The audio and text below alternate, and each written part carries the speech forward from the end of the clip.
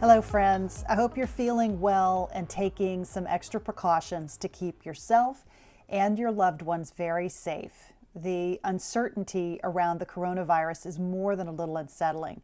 I am fully nestled in with my husband Joel and our kids for an extended period of precautionary social distancing, and I am grateful that we are well. It is, for sure, a bit of an inconvenience for the sake of keeping others safe, but it's a small price to pay. For so many, this will be a very disruptive, scary, and potentially life-threatening time, and I'm keeping all who are suffering in my thoughts and prayers, and I hope that you'll do the same.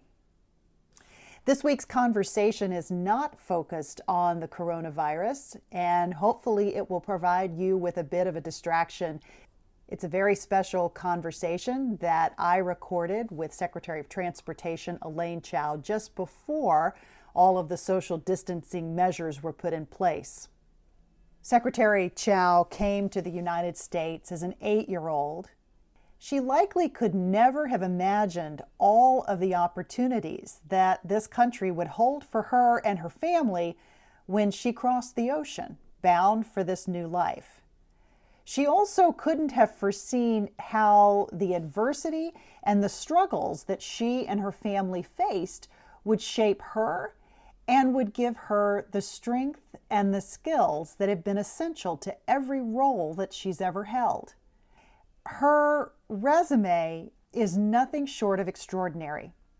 The first woman of Asian American descent to hold a cabinet position as Secretary of Labor, service in 4 separate presidential administrations, leadership at the highest levels of the United Way and the Peace Corps, a degree in economics, a Harvard MBA, and 36 honorary degrees.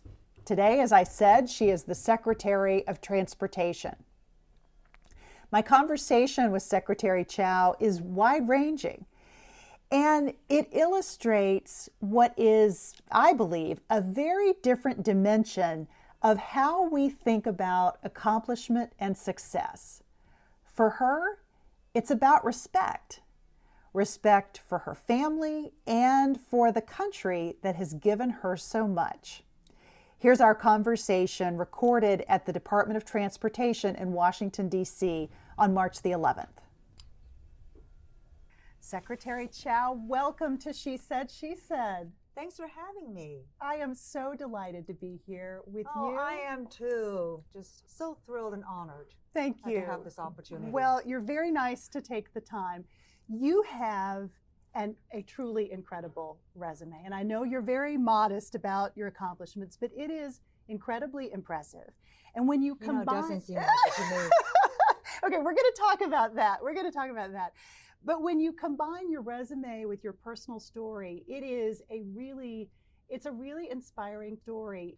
I would love for you to talk a little bit about some of those formative threads that really contributed to your success and how your upbringing and coming to this country as an 8-year-old, how that shaped the way you lead, the kind of leader that you are. I don't think I'm a success. I just have tried to do the best I can in whatever opportunity I was given.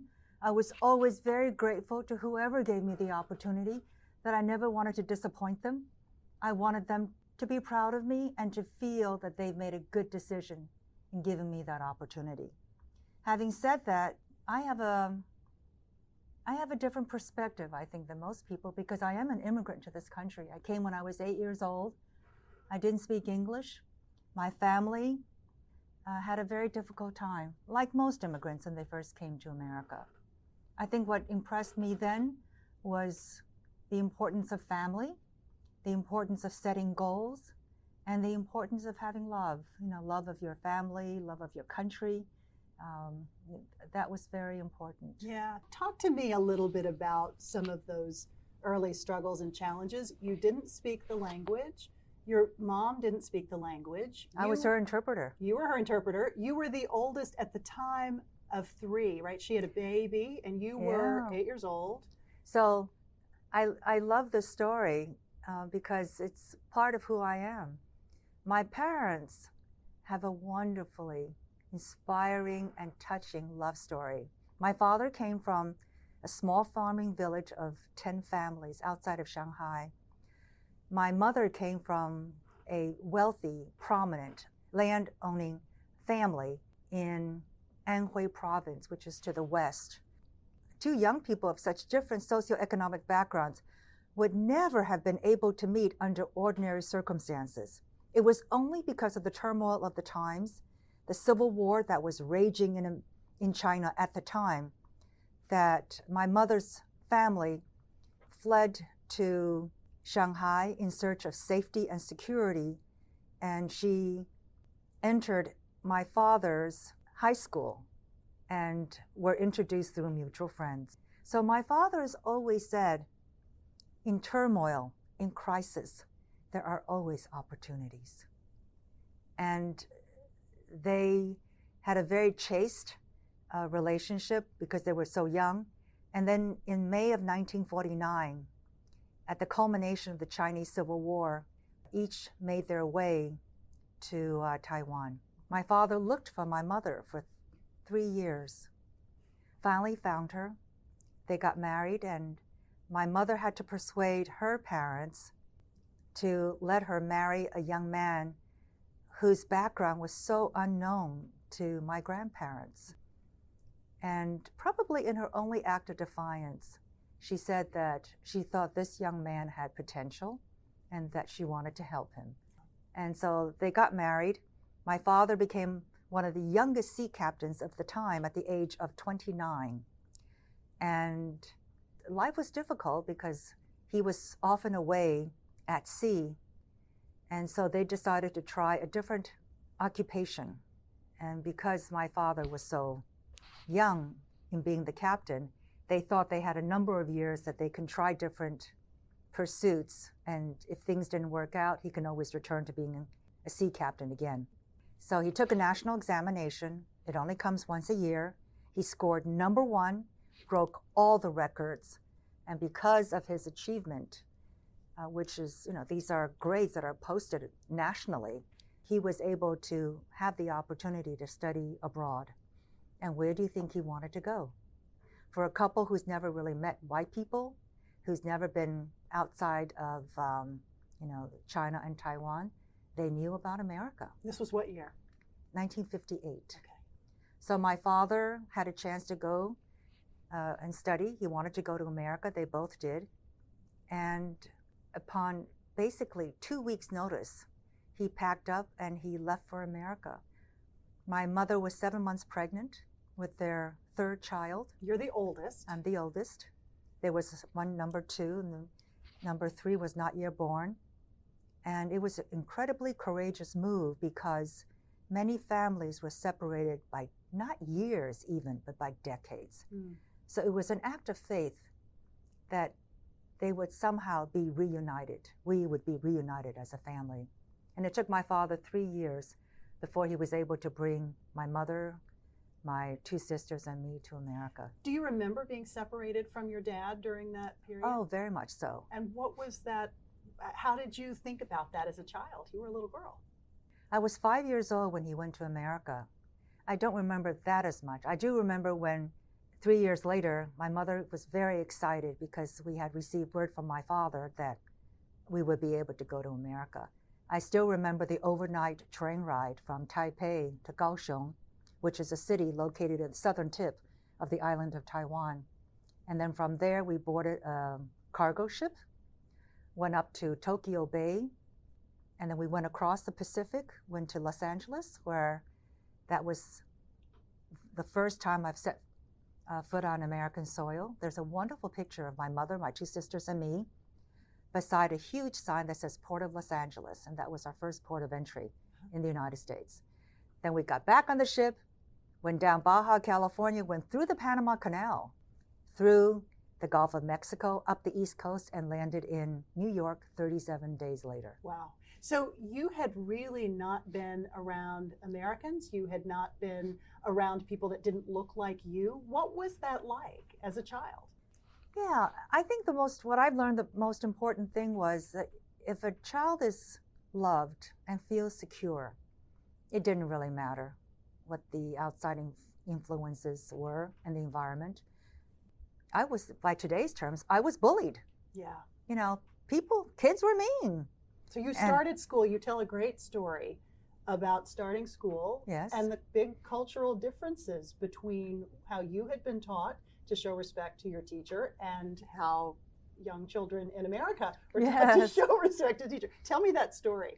So my father took some time off from work, which is a big deal, and accompanied me to school. So I saw my classmates coming in to the classroom in 2x2s, in a column of 2x2s, and the teacher was at the head of the column. And so, like any little self-respecting Chinese girl, I bowed from the waist. And the depth, the deeper the bow, the more respect there is. And so the teacher is the most respected person in Chinese society. So I bowed very deeply from the waist. At which point, my classmates just broke out in complete laughter. So it was a very embarrassing moment. And then there was a young boy whose name was Eli. And they would do a roll call. And I could not distinguish Elaine versus Eli. And so when he was called, I would get up once again to the utter laughter of the whole class. One thing that I had not realized, but as I was doing preparation for the interview, your name, Elaine, was not the name that you had been called for the first 8 years of your life. So no, absolutely Elaine not. was a new name for Yes. you that you were trying to get accustomed to. It was actually given to me by a pastor that my father knew. And they thought that Elaine sounded like my Chinese name. Mm-hmm.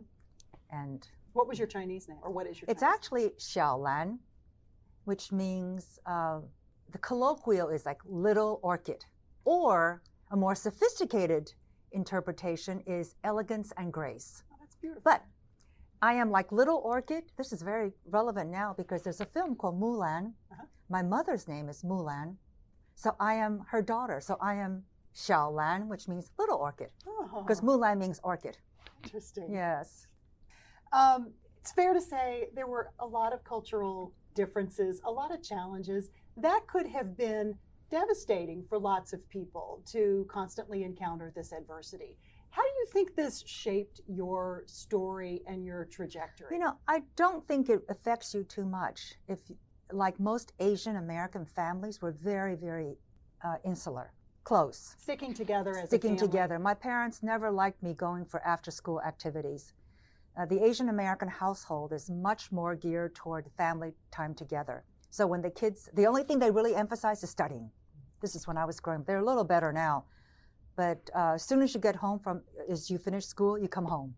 You don't interact with other kids and do all that kind of stuff. I mean, I had kids who came home, to my house after school, and I would go to their house, but it wasn't like, it was under very close adult supervision. Yeah. So it hurt to be bullied and to have other kids be mean to me, but it didn't really impact me because I knew my place in life. I was very secure in the love and security that my father and mother offered. So these other people, it didn't matter. Also, we had hope. So we knew that the current adverse situation, the difficulties we were facing, were not going to be forever because we were going to be okay, because we were going to face much better times. Yeah. Where did that hope come from? I understand that your father was a person of deep faith. My mother is as well. My mother was among the very few women of her generation, because she came from a wealthy family, to receive an education. So she actually received education from a missionary. She went to boarding school, and she received an education from American missionaries. So she actually knew English. She knew how to write. In fact, this is a really cute thing that I've actually only learned myself recently. She and my father, in an effort to elude adult supervision, actually communicated to each other in the language of love, which to them meant English. Oh, yeah, sweet. It's very sweet.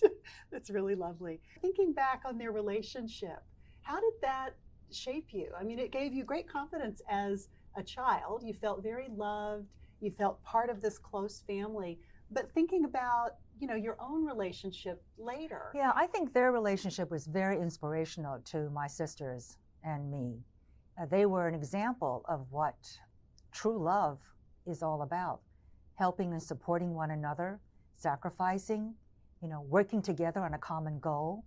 These are just wonderful life lessons, which they never told us in words, but which we observed every day.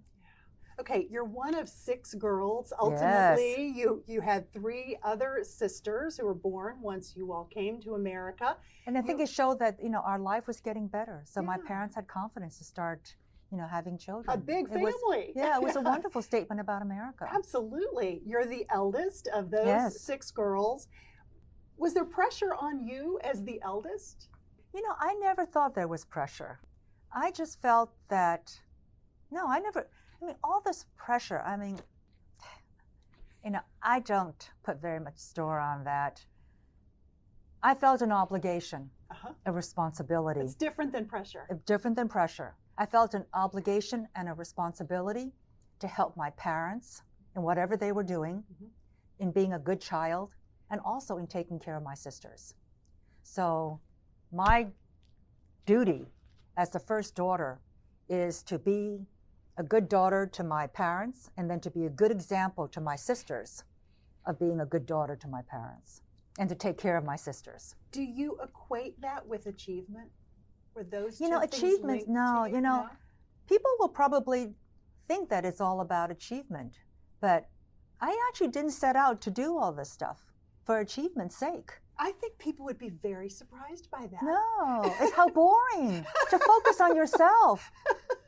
I think that, one of the true truths or joys of life is to think about others. You do it because you love other people, you want to help other people. That's what brings you true happiness. So in everything that I've done, I've actually not done it for myself. I've done it to bring honor to my parents, to my family, to my community, and to help lift them up so that they can have more opportunities in mainstream America. A great segue into this topic. Much of your career has been spent in public service and in serving others, but you didn't start there exactly, right? You started in banking. You studied economics, you got an MBA from Harvard, started out in banking, worked your way up, but then ultimately got this great opportunity. So talk about the appeal of going into public service. I majored in economics because I had to make a living. Yeah. I wasn't one of those people who thought that I can somehow coast or that I could just rely on my parents. My responsibility was to be financially independent, to help alleviate the financial burden on my family, and also to help my younger sisters. So I had to find a job. In fact, I make a joke. I said, one of my goals when I was graduating was that I got to find a job and I got to get my own apartment. It was like, but so I wasn't totally, a saint. I was a little bit of a rebel from that point of view. But I was a banker because my family was in the private sector. So when I was growing up, the only opportunities I thought that were possible were in the private sector. That meant, I studied economics so I can get a job, so I can get a good job in the private sector. I never understood about opportunities in the nonprofit sector nor the public sector. It wasn't until much later that I realized that this country had so many opportunities and there were so many different ways, to find one's place. Where did that public service spark start? Oh, yeah, you asked about it. I'm an immigrant, and I've never been outside of New York at the time when I was growing up. So I credit my parents with imbuing within all their daughters a tremendous sense of possibilities. And it's especially poignant if you consider that my parents did not know what opportunities would be available in this new country. But because they were so cloistered in their own community, but they had confidence that this country would offer great opportunities for their daughters. So they always encouraged us to think broadly, think outside of our little community of immigrants, and to try to understand the larger world that's out there. And so we were always encouraged to, to think outside the box, to explore in a responsible way. So I didn't understand the government. I didn't understand this country. And I didn't understand democracy. And I didn't understand how things worked here. Because in Asian culture, there's always somebody in charge.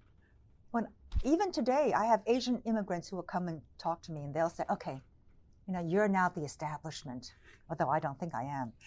You can tell me who's in charge. And then I would tell them, there's nobody in charge. This is America.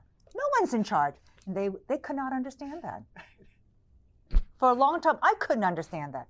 And then I would also, I was a banker at Citicorp. If I ever did a deal, it would take 4 people and be concluded in 2 hours. It would be me, the banker, the borrower, and it was mostly his lawyer, my lawyer. 4 people, it would take 1 hour to 2 hours to finish the deal. That was it. I happen to have also gotten involved in some government financing. It's called Title 11 financing for the U.S. maritime industry, which would prove later on to be very helpful. If I ever did a government loan, it would take like 3 months to close. The government would have 35 lawyers on their side when I would only have my 1 lawyer. The documentation would fill a whole room, and I just could not understand. I said, how do people work like this? So I wanted to learn about government, and I wanted to learn about democracy. What makes America tick? Why is it that we have the wonderful country that we have? And so that led me to applying for the White House Fellowship. And from there, your career kind of took off in public service. Yes, it did. And it wasn't because I was planning it. I think people are watching all the time, looking for talent. If you do a good job, you don't have to brag too much about it. People, they notice. The people who are important, they notice. I'm constantly looking for talent. And I notice who's doing real work and who's not, who's really hardworking, who's really smart, who really is enthusiastic, energetic, resourceful. I'm watching them all the time. What's your advice for somebody who wants to really illustrate to a boss, maybe to you, that they are ready for that next step? They're trying to figure out how to create their own leadership journey. What's your advice for that young person who's jumping into it? Do what's asked of you with alacrity, enthusiasm, diligence, and resourcefulness. If you do a good job, people notice. Now, after a while, there are unfair people in this world, and I certainly acknowledge that. And if your listeners feel as if they're not being respected and paid attention to, this is a free country. Have the courage to look for something else. And in this country, with the unemployment rate of 3.5%, which is pretty much full employment, there are lots of opportunities available. And the average American has about 10 jobs by the time they're 40 years old.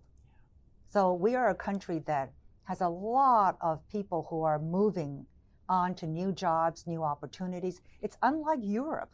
Europe is different. They emphasize security.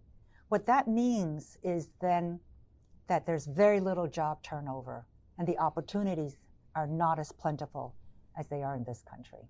One of the other things that's really unique about your resume sort of touches on this concept that I think was coined by Professor Joseph Nye, who's at Harvard's Kennedy School of Government, right? Trisector athlete is what he calls it, which is essentially somebody who's worked across sectors from the public, the private, to the nonprofit sectors. You've done that. Talk about what benefit having that diversity of experiences gave you in terms of your own leadership journey. I think every sector is different and every organization is different. And because I've had the opportunity to enter so many different organizations, I have learned to respect the culture. And the culture is the unwritten rules that govern how people act, how they relate to one another in a particular organization. It's kind of like the soul of an organization. There is something called the soul, S-O-U-L, Every organization has a soul, and they have traditions, unwritten rules, core values that characterize what they value and what is wise not to step on without knowing. And if you're going to be a change agent, you want to bring change, you must understand the culture, what is acceptable, what is not acceptable, what you can tackle in the short term, what you need to tackle in the long term, what you need to do to lay the predicate and the case for going forward. Yeah. So that's been extraordinarily helpful to me. You've really deployed that knowledge in so many different ways, including at the Department of Labor, where you were fearless in taking on something that had been untouchable for a long time, which was the Fair Labor Standards Act. And you fearlessly tackled this. Was that sort of the way that you thought about how to tackle that and how to get buy-in and how to work across the aisle? Was that informed by that diversity of experiences that you'd had? Absolutely. And also, I had a great team. So it's not a singular effort that makes it successful. It's a team effort. And I don't really care who gets the credit. I'm constantly throwing bouquets of flattery and compliments to people because I want them to feel that it is their mission. And when people feel that way, there's so much more enthusiasm, energy, and buy-in toward working toward a goal. What I found out is that people want to do something meaningful.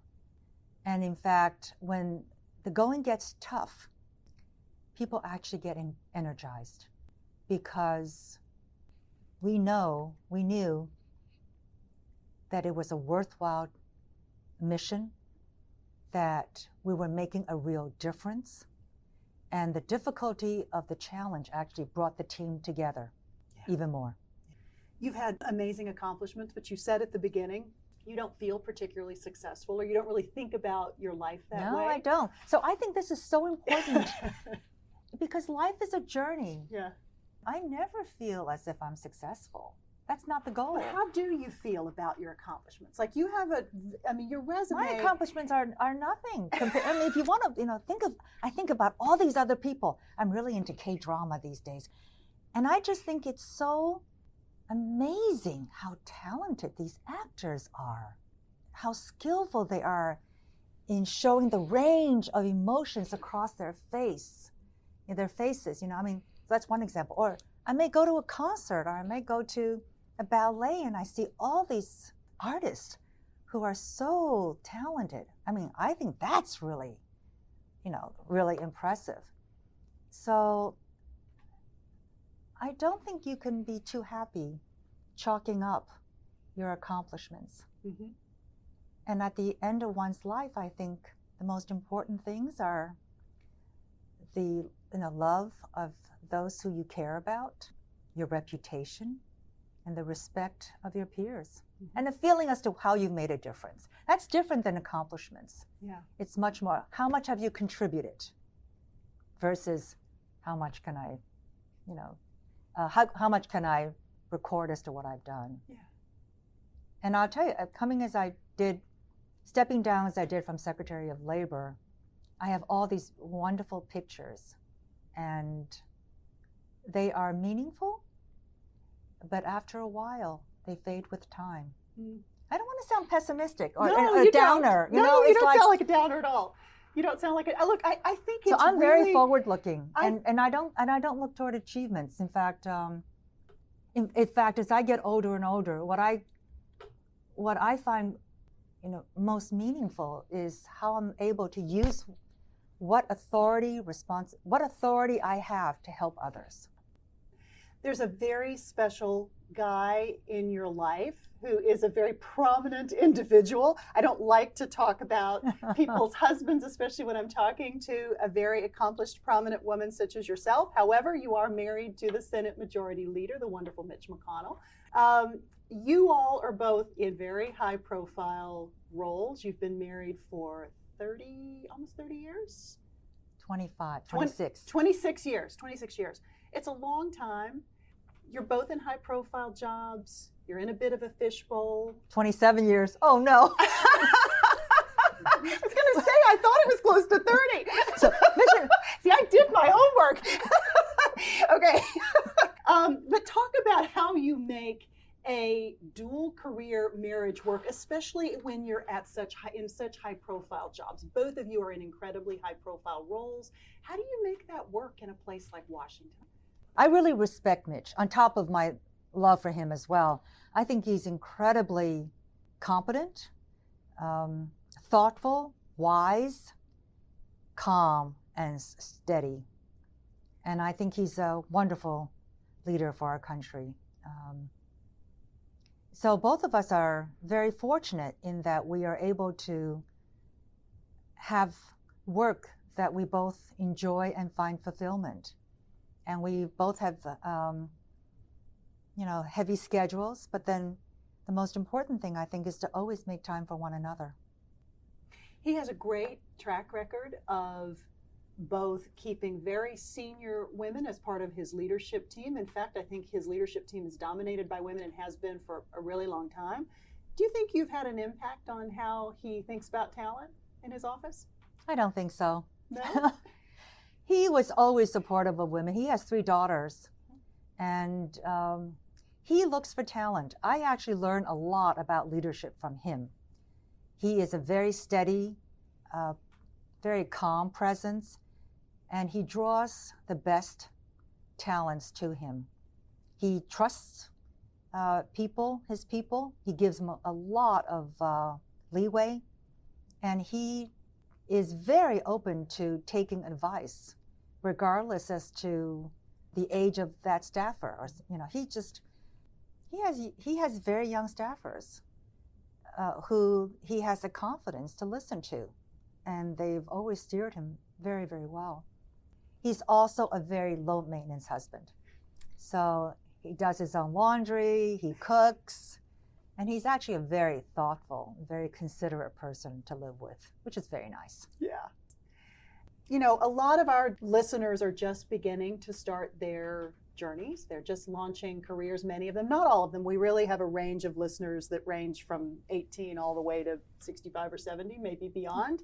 It's really great. But an awful lot of our listeners are just launching their journeys. What advice do you have for them in terms of building leadership skills early on? I believe that leaders are developed and trained. So I always encourage young people to take on leadership roles as early as they can, in all different ways, and in low-risk situations. When they start out young, assuming a leadership position, not too much is at stake. It's okay. So if they make some mistakes, it's okay. I'm a strong proponent of helping out in nonprofit organizations and taking on some leadership role there. I make a joke. I said, if you don't do that well, what are they going to do? Fire you? You're a volunteer. But the combination of skill sets that can be learned in a nonprofit organization is so broad and useful. Yeah. It's a great experience. Yeah. And also you'll be helping people too. Yeah, of course. As you look back on your career, is there an experience or maybe a couple of experiences in which you really felt like you stretched and grew? Every time, every day. Way? Yeah? Absolutely. But anything in particular that was every job that I have had, I wasn't 100% sure that I can do it. But I was propelled by curiosity, a desire to learn, and a wish to do good, to have an impact. And is that how you overcame the self-doubt? Whatever self-doubt that you... I have self-doubts to this day. Okay, but how do you overcome it? What's your toolkit? Put your big girl pants on. Just do it. As Margaret Spellings, former Secretary of Education, used to say. She's from Texas, you know her. Yes, I do. I loved it. She would say, just put your big girl pants on.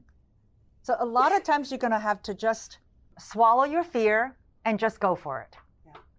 And it's that cusp where you're not quite sure you're going to be successful in what you've been told to do, but you want to try. That's really the point that you want to be. Because a lot of times you can't be completely comfortable. Then it gets boring. Right.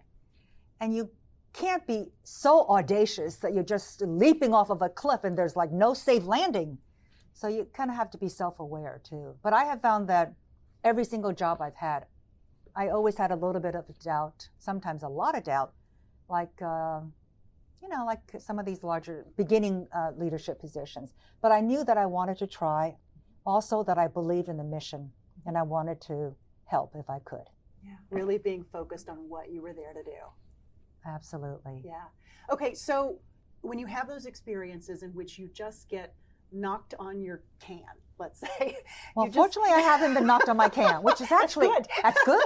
So why is that? Why is that? Because I prepare. I work really, really hard. And I love my work. So working hard and being prepared didn't seem like work because I was interested. Yeah. And I had this curiosity. I wanted to know the end of the question. I wanted to find, I would pursue the answer to its very, very last possibility. And then I would feel good.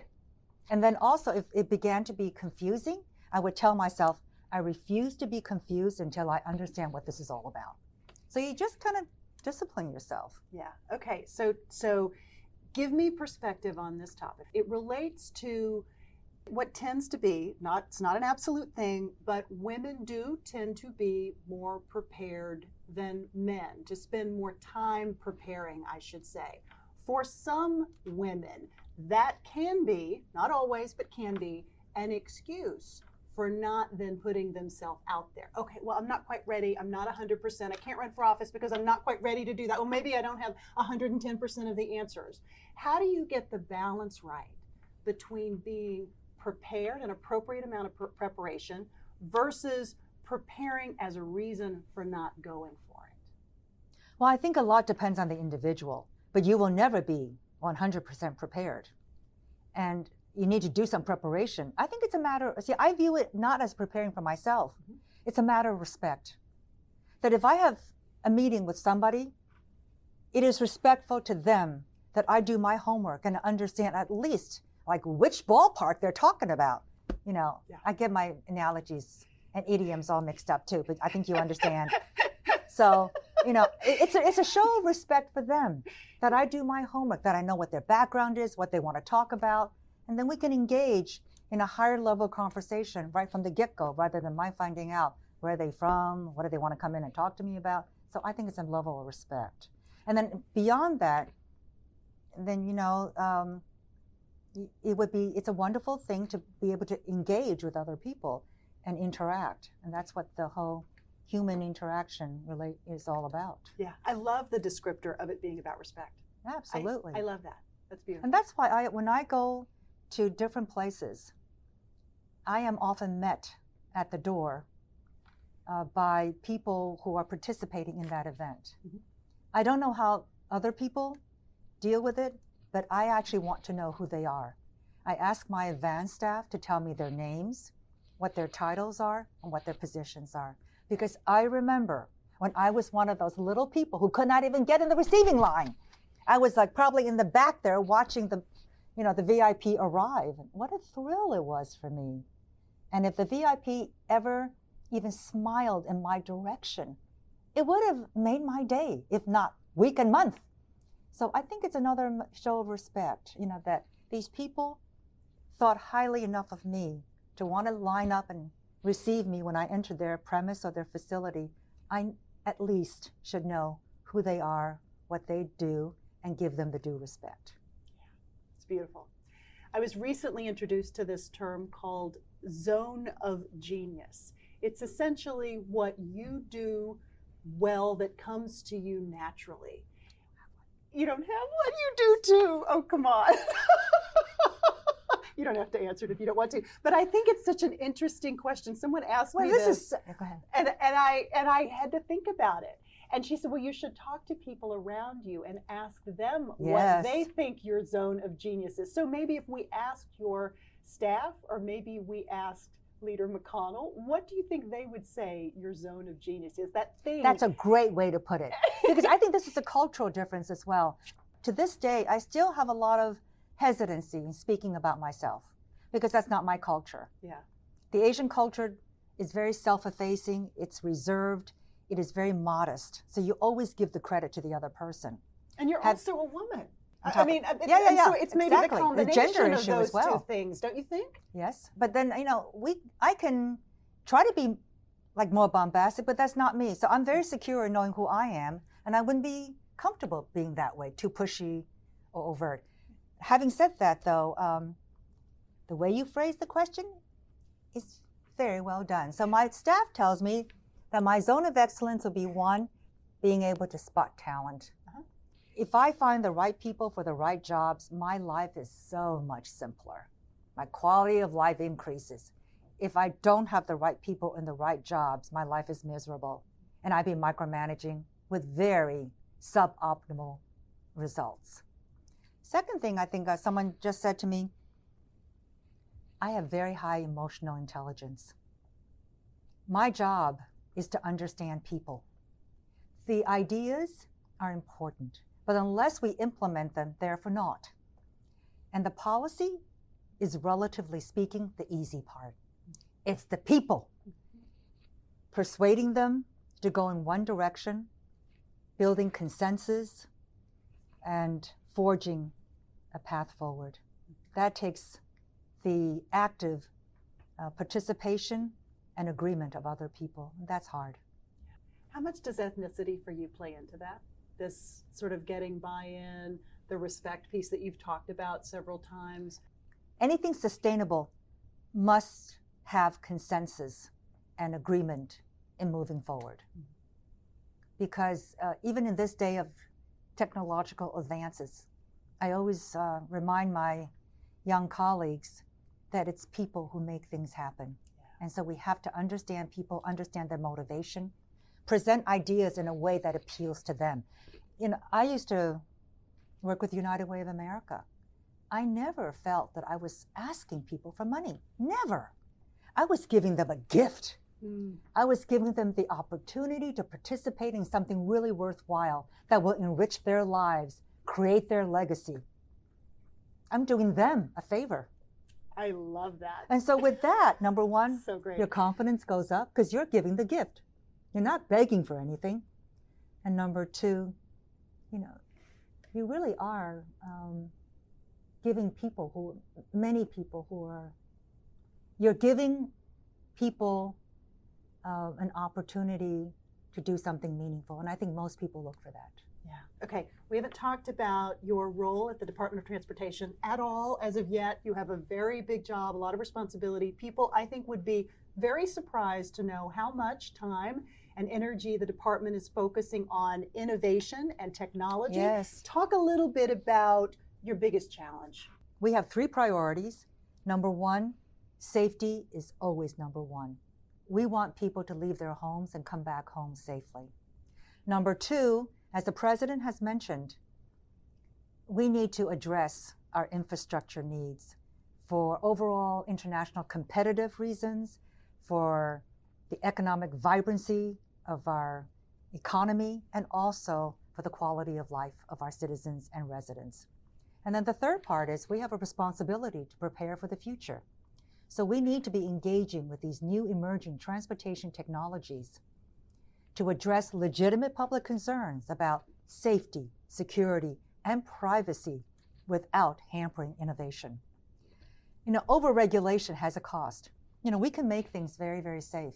We can just tell everybody, get out of your cars, don't use cars, stay in your garage. Obviously, that's unrealistic. So how do we balance these issues about safety, security, and privacy without hampering innovation?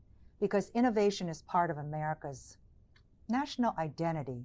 We are the most creative, most innovative people on earth. That's why we have cities like Austin that can say, keep Austin weird. I mean, if you took this moniker to any other country, they would think that is like so strange. Right. But we take pride in our unconventional nature, in nonconformity, in our innovation and in innovative and creative mindset. Mm-hmm. So driverless cars, drones, all these sorts of things. Driverless cars. We don't call them driverless cars. Oh, I'm sorry. Because actually 71% of Americans feel anxiety if you say that you're putting them in self-driving cars. Okay. And if you use the words driverless cars, that anxiety actually moves the needle and it goes up to 74%. So what do we call it? Self-driving cars. Self-driving cars. So self-driving cars, automated driving systems, drones, flying taxis, commercial space. These are all transportation modes of the future. It's amazing. And so how do we do away with the barriers that impede the development of these new technologies, but still pay attention to safety, security, and privacy? And we are very focused on ensuring the public safety. There are concerns about security because these automated driving systems can be hacked. That's a risk. And then thirdly, of course, many people are concerned about privacy issues, drones flying outside their windows as such. How far away are we from, you said flying taxis? I know, isn't it amazing? Yeah, how far away are we from that becoming a reality? I think a lot will all depend on consumer acceptance, which is why the department is not top-down command and control. We want to let 1,000 flowers bloom, so to speak, while we oversee safety, security, and privacy. But we want the consumer, the private sector, to determine the best technology and let them decide. I've got two final questions. If you would think back over your career, what is the impact that you hope you will have had when you look at all of these, your experience across all of these different sectors and all of these different roles? What's the impact you hope you will have had? I hope that I would have had a positive impact in improving the quality of life for Americans in whatever position I was in. When I was Secretary of Labor, we had the best health and safety record of any previous administration.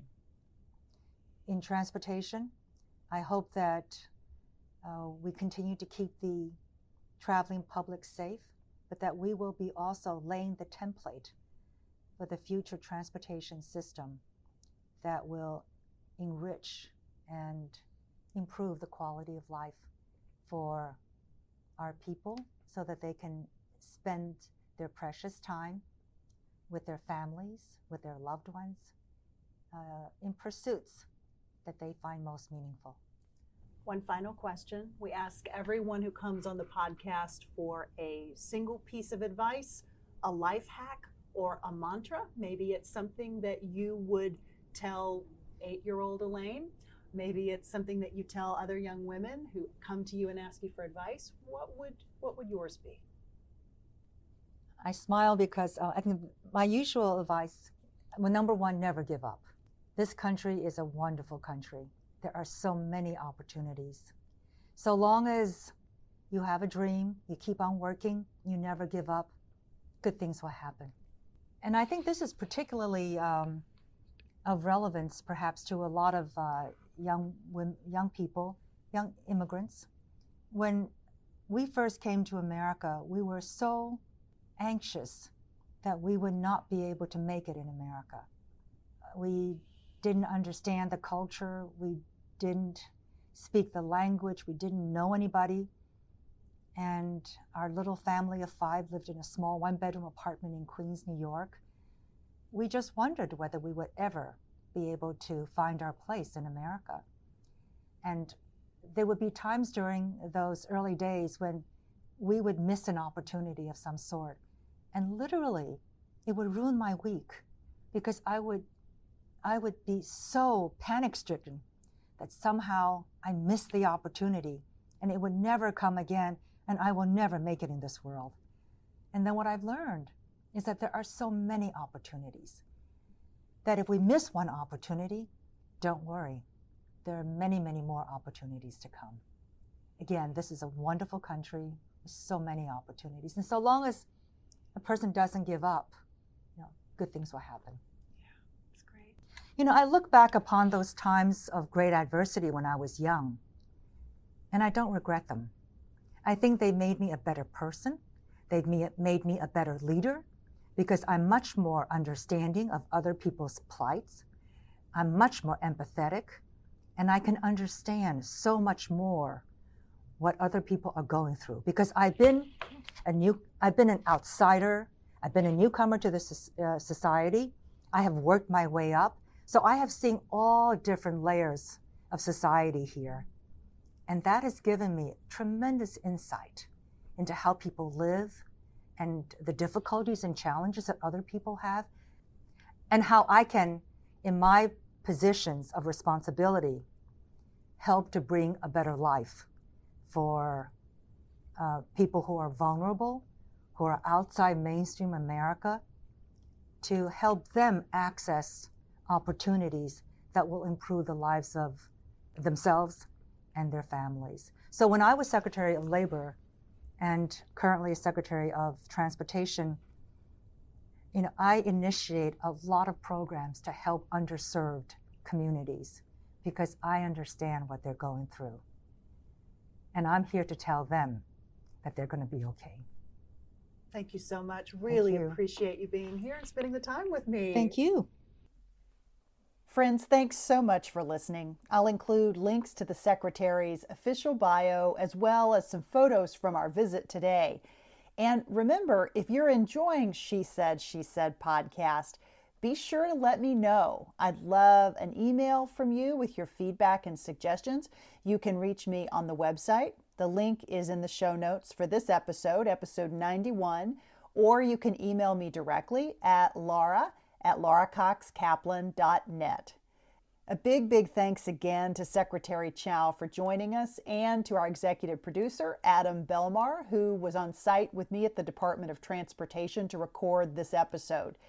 And most of all, a big thanks to all of you, our friends and our listeners. Thanks so much for being here and for being part of this growing and incredibly inspiring group of women who, like Secretary Chao, are breaking barriers and having a positive impact on others and on the world every single day. The next few weeks are going to be very challenging, so we ask for your indulgence as we try some different approaches to recording these conversations. I have always taken the tact of only recording conversations in person and oftentimes going out on location in order to get to somebody so that we could sit down together. Under the circumstances, that likely will not be possible. So we'll see what we can do, and we'll do our best to make sure that the audio you're listening to is as good as we can possibly get it. So thanks again for being with us and for listening. Until next time, stay safe.